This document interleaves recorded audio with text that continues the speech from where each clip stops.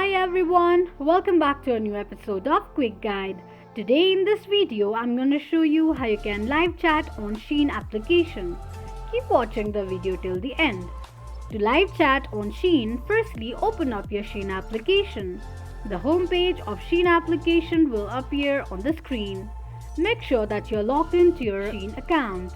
After you're logged in, tap on Me button at the bottom right corner of the screen. Tap on Support button under More Services.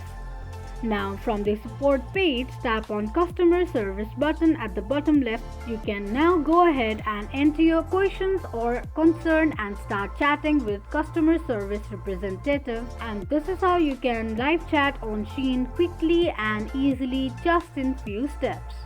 If you have any thoughts or queries, let us know in the comment section. Don't forget to subscribe to our channel.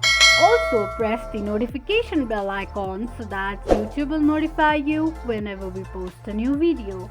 I hope this video was helpful to you. Thank you so much for watching.